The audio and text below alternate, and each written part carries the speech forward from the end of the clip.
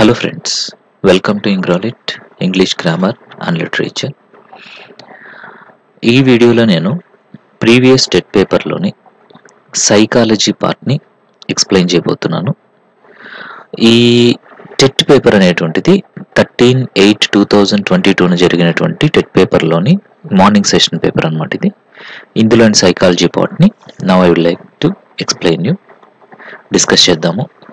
చాలామంది students previous papers psychology English medium మాకు చెప్పండి సార్, మాకు దొరకట్లేదు అనేసి అనడం వల్ల నేను ఇది చేయడం జరిగింది. ఇక్కడ మీకు బైలింగ్వల్లో ఉంటుంది, తెలుగు అలాగే ఇంగ్లీష్ రెండు కూడా ఉంటాయి, కాబట్టి ఇద్దరికి ఉపయోగపడతాయి. ఓకేనా? సరే చూడండి. The process by which A biological man becomes a human అంటే సోషల్ మ్యాన్ అంటే జైవిక వ్యక్తి మానవత్వం గల వ్యక్తిగా మారేటువంటి ప్రక్రియ. అంటే జైవిక వ్యక్తి అంటే బయలాజికల్ మ్యాన్ ఒక సోషల్ మ్యాన్గా మారేటువంటి ప్రక్రియ. దాన్ని ఏమంటారు? ఆ ప్రాసెస్ని ఏమంటారు? Physical development, physiological development, knowledge development, social development. అంటే శారీరక వికాసం, జీవ వికాసం, జ్ఞాన వికాసం, సాంఘిక వికాసం. చెప్పండి, what is the correct answer for this? ఇక్కడే మీకు తెలిసిపోతుంది. సోషల్ మ్యాన్గా మారుతున్నాడు అంటే it is called social development అంటే సాంఘిక వికాసం. ఓకేనా? సరే, నెక్స్ట్ క్వశ్చన్కి వెళ్ళిపోదాం. The word persona belongs to. Persona అనేటువంటి వర్డ్ ఏ భాషకి చెందినటువంటి పదం? Greek, Latin, French, German. చెప్పండి, దేనికి సంబంధించింది? పర్సోనా అనేటువంటి పదము లాటిన్ పదానికి చెందింది. దేనికి చెందింది? లాటిన్ పదానికి చెందింది అనమాట. తర్వాత third one, the pair of chromosome that determines the sex of the baby. అంటే శిశువు యొక్క లింగాన్ని లేదా సెక్స్ ఆఫ్ ద బేబీని నిర్ధారించే క్రోమోజోమ్ పేర్ ఏది? క్రోమోజోమ్ జత ఏది అనేసి అడిగారు. సో ఇక్కడ 21, 23, 11, 01 అనేసి ఇచ్చారు. చెప్పండి, which one? 23rd chromosome, 23rd pair of chromosome అనేటువంటిది సెక్స్ ఆఫ్ ద బేబీని నిర్ణయిస్తుంది అనమాట. Okay, yes. నెక్స్ట్ వచ్చేసి fourth one, the defence mechanism in which people overachieve in one area to compensate for failure in another. అంటే ఒక రంగంలో రాణించని వాడు మరో రంగంలో రాణిస్తాడనమాట. ఇది ఏ టైప్ ఆఫ్ రక్షక తంత్రం అనేసి అడిగారు. ఇక్కడ మీకు డిస్ప్లేస్మెంట్ అని ఇచ్చారు, అంటే విస్థాపనం. రిగ్రెషన్ అని ఇచ్చారు, ప్రతిగమనం. ఐడెంటిఫికేషన్ అన్నారు, తదాత్మికీకరణం. కాంపెన్సేషన్ అన్నారు, పరిహారం. చెప్పండి, ఇది దేని కిందకు వస్తుంది? కాంపెన్సేషన్ కిందకు వస్తుంది అనమాట. ఇది దేని కిందకు వస్తుంది? కాంపెన్సేషన్ అనేసి వస్తుంది. Next fifth one, Manju who ఈ స్టడీయింగ్ 10th క్లాస్. మంజు వచ్చేసి 10th క్లాస్ చదువుతుంది. Promises to her classmate Meena that if you help me in English I will help you in mathematics. Manju ఏం చెప్పిందంటే తన క్లాస్మేట్ అయినటువంటి మీనాకి, నువ్వు కనుక నాకు ఇంగ్లీష్లో హెల్ప్ చేస్తే నేను నీకు మ్యాథమెటిక్స్లో హెల్ప్ చేస్తాను అనేసి చెప్పింది. అకార్డింగ్ టు కోల్బర్గ్ ప్రకారము the above statement related to. Kohlberg ప్రకారము పైన ఇచ్చినటువంటి statement, if you help me in English I will help you in mathematics. Kohlberg ప్రకారము ఇది ఏ రకమైనటువంటి రిలేటెడ్ సెంటెన్స్ అనేసి ఇచ్చారు. సెల్ఫ్ ఇంట్రెస్ట్ ఓరియంటేషన్, సహజ సంతోష సహకారి నేపథ్య నీతి, ఒబీడియన్స్ అండ్ పనిష్మెంట్ ఓరియంటేషన్, విధేయత శిక్ష నీతి, సోషల్ కాంట్రాక్ట్ ఓరియంటేషన్, ప్రజాస్వామిక ఆమోదించబడిన నేపథ్య నీతి, యూనివర్సల్ ఎథికల్ ప్రిన్సిపల్స్ ఓరియంటేషన్, సార్వత్రిక నీతి సూత్రాలు నేపథ్య నీతి. చెప్పండి, ఏది correct answer? Which one is correct? నువ్వు నాకు ఇంగ్లీష్లో హెల్ప్ చేస్తే నేను నీకు మ్యాథమెటిక్స్లో హెల్ప్ చేస్తాను. ఖచ్చితంగా ఇది self interest orientation. Obedience and punishment కాదు, సోషల్ కాంట్రాక్ట్ కాదు, యూనివర్సల్ ఎథికల్ ప్రిన్సిపల్స్ కూడా కాదు, సెల్ఫ్ ఇంట్రెస్ట్ అనమాట, అంతే. ఓకే, అంటే సహజ సంతోష సహకారి నేపథ్య నీతి. Next number 6, national committee for mental health was formed in. అంటే national committee for mental health అనేటువంటిది ఫామ్ అయినటువంటి సంవత్సరం ఏది? 1809, 1919, 1909, 1819 అనేసి ఇచ్చారు. చెప్పండి విచ్ ఈస్ కరెక్ట్? 1909 అనేటువంటిది కరెక్ట్ అండి. ఓకేనా, 1909 అనేటువంటిది correct. Next, the founder of anthropometric laboratory, అంటే మానవ శాస్త్ర పరిశోధనాశాలని స్థాపించిన వారు ఎవరు? Rousseau, Francis Galton, John Dewey, Sigmund Freud. చెప్పండి ఎవరు స్థాపించారు? Francis Galton, the founder of anthropometric laboratory, మానవ శాస్త్ర పరిశోధనాశాల, దీన్ని స్థాపించింది ఫ్రాన్సిస్ గాల్టన్. ఓకేనా.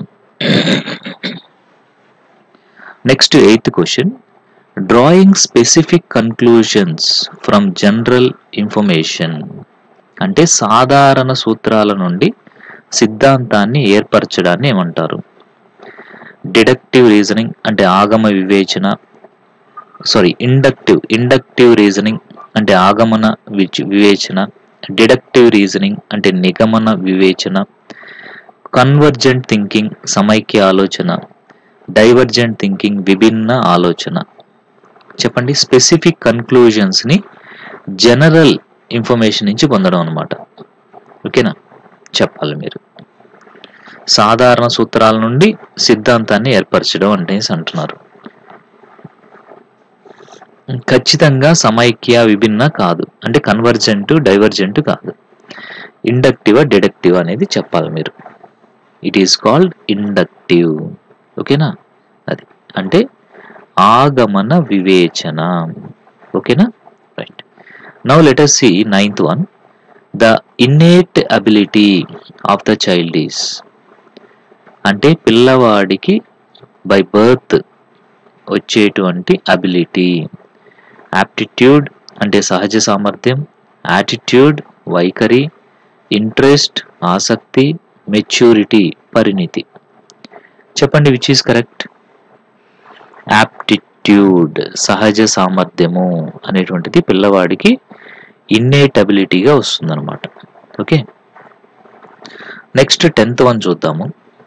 Reasoning is the term applied to highly purposeful controlled and selective thinking is defined by, అంటే ఉద్దేశపూర్వకమైన పంచుకోబడిన ఆలోచనలే వివేచన అని చెప్పింది ఎవరు? ఇక్కడ మనం చూసినట్లయితే ఆప్షన్స్లో డెకార్టస్, ఇంకా గేట్స్, బ్రూనర్, పీనల్. వీళ్ళలో ఎవరు? వీళ్ళలో గేట్స్ వచ్చేసి ఈ మాట చెప్పాడు అనమాట. Okay, reasoning is the term applied to highly purposeful controlled and selective thinking అని చెప్పాడు. ఓకే, గేట్స్ చెప్పాడు అనమాట ఈ మాట. Now 11th one. One of the following is not factor affecting on thinking, అంటే ఆలోచనకు తోడ్పడే కారకం కానిది ఏది అనేసి అడిగారు. పర్సెప్ట్స్ ప్రత్యక్షానుభూతి, ఇమేజెస్ ప్రతిమలు, కాన్సెప్ట్స్ భావనలు, డైరెక్షన్ దిశ. చెప్పండి which is the correct answer? Direction అనేటువంటిది ఆలోచనకు తోడ్పడే కారకం కాదు. Okay, next retention curves are designed by, ధారణ వక్రరేఖలను రూపొందించింది ఎవరు? రిటెన్షన్ కర్వ్స్ అనేటువంటి వాటిని రూపొందించింది ఎవరు? దీనికి మనకి ఆప్షన్స్లో ఎబింగస్, ఇంకా గాల్టన్, విలియం జేమ్స్, థార్న్డైక్ అని ఇచ్చారు. ఈ రిటెన్షన్ కర్వ్స్ అనేటువంటి వాటిని డిజైన్ చేసింది Ebbinghaus. Okay, next 13th one. The approach to study about childhood development of a kid from 3 to 10 years age. అంటే 3 సంవత్సరాల పిల్లవాడిని ఎన్నుకుని 10 సంవత్సరాలు వచ్చే వరకు బాల్యదశ నిర్మాణం ఎలా జరుగుతుందో అధ్యయనం చేసేటువంటి పద్ధతిని ఏమంటాము? ఆప్షన్స్లో లాంగిట్యూడినల్ అప్రోచ్ అంటే దీర్ఘకాల ఉపగమనం, క్రాస్ సెక్షనల్ మెథడ్ అడ్డుకోత పద్ధతి, క్రాస్ కల్చరల్ అప్రోచ్ భిన్న సంస్కృతి ఉపగమనం, ర్యాంకింగ్ మెథడ్ కోటీకరణ పద్ధతి అనేసి ఇచ్చారు. కమాన్ చెప్పండి, what is the correct answer? Longitudinal approach అంటే దీర్ఘకాల ఉపగమనం. అంటే 3 సంవత్సరాల పిల్లవాడిని ఎన్నుకొని 10 సంవత్సరాల వరకు కూడా తన యొక్క బాల్యదశ అంటే లాంగ్ అది, ఇది దీర్ఘకాలం అనేటువంటిది జరుగుతుంది. Next 14th one, the process by which a boy looks at the goat and calls it as a dog.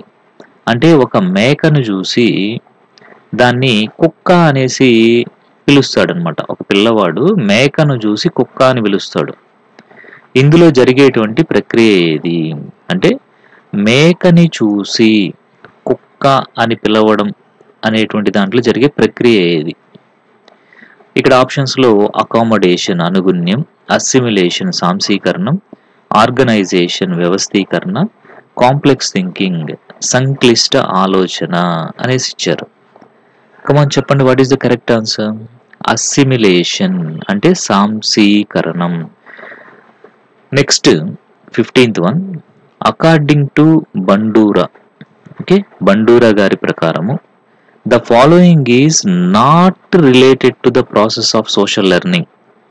Social లెర్నింగ్కి రిలేషన్ లేనటువంటిది ఏది?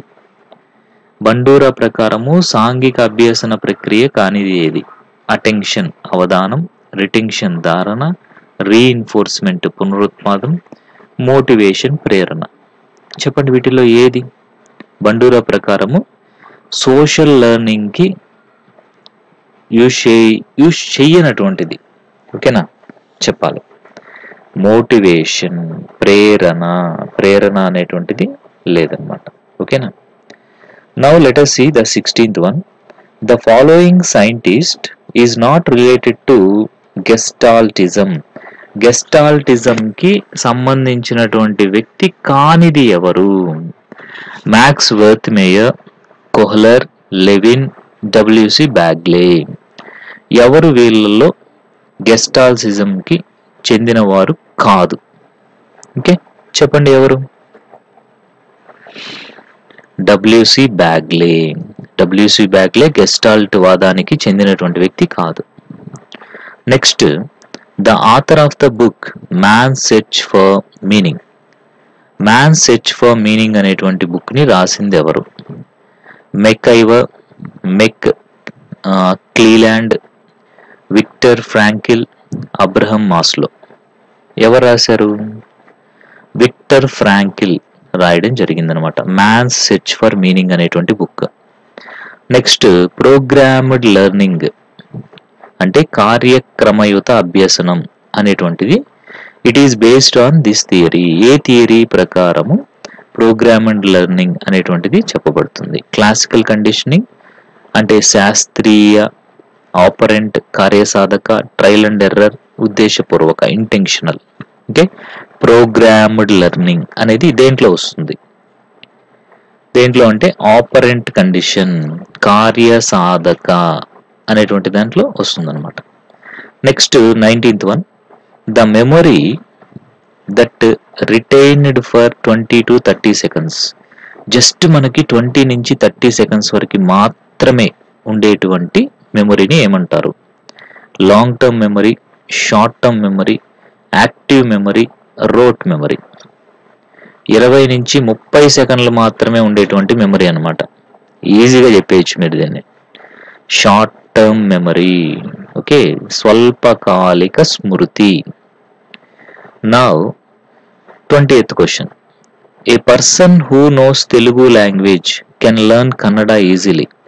అంటే తెలుగు వచ్చినటువంటి వ్యక్తి కన్నడ లాంగ్వేజ్ కూడా ఈజీగా నేర్చేసుకుంటాడు. Transfer of learning here is, ఇక్కడ జరిగినటువంటి ట్రాన్స్ఫర్ ఆఫ్ లెర్నింగ్ ఏంటి అంటే ఇక్కడ జరిగినటువంటి అభ్యసన బదలాయింపు ఏంటి?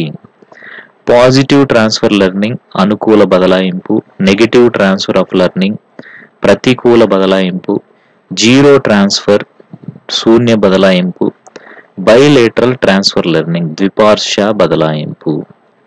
సో ఇక్కడ తెలుగు నేర్చుకోవడం వల్ల కన్నడ కూడా ఈజీగా నేర్చుకోవడం అనేది జరుగుతుంది అనమాట.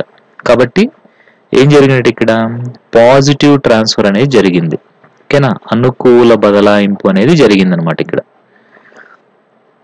నెక్స్ట్ ద థియరీ ఆఫ్ థార్నడైక్, థార్నడైక్ యొక్క సిద్ధాంతం ఏంటి? ట్రయల్ అండ్ ఎర్రర్, యత్నదోష సిద్ధాంతం, క్లాసికల్ కండిషనింగ్ థియరీ, సాంప్రదాయక సిద్ధాంతం, operant conditioning theory, insight learning theory అంటే కార్యసాధక నిబంధన సిద్ధాంతం, అంతర్దృష్టి అభ్యసన సిద్ధాంతము. చెప్పండి విచ్ ఈస్ కరెక్ట్? థార్నడైక్ అనగానే మీకు గుర్తు రావాలి Thorndike trial and error theory, యత్నదోష సిద్ధాంతము. Okay, Thorndike trial and error థియరీని చెప్పడం జరిగిందనమాట. Now let us see 22nd one. The main duty of teacher is to enhance, ఉపాధ్యాయుని యొక్క ప్రధాన విధి, మెయిన్ డ్యూటీ ఆఫ్ టీచర్ ఏంటది? Physical development of children, mental development of children, holistic development of children, moral development of children. పిల్లల యొక్క శారీరక అభివృద్ధి, పిల్లల యొక్క మానసిక అభివృద్ధి, పిల్లల యొక్క సంపూర్ణ అభివృద్ధి, పిల్లల యొక్క నైతిక అభివృద్ధి. మీరు ఈజీగా చెప్పేయచ్చు. ఇప్పుడు చెప్పండి కరెక్ట్ ఆన్సర్ చెప్పండి. 23rd one correct. Yes sorry 22nd కి థర్డ్ వన్ అనమాట. హోలిస్టిక్ డెవలప్మెంట్ అంటే సంపూర్ణ అభివృద్ధి, అన్ని రకాలుగా అభివృద్ధి చెందేలాగా పిల్లవాడిని చూడాలి. That is the teacher's duty అనమాట. Next 23rd one, a non trait of active class room అంటే ఉత్సాహపూరిత తరగతి గది లక్షణం కానిది. Children are doing activities and experiments. Children are questioning.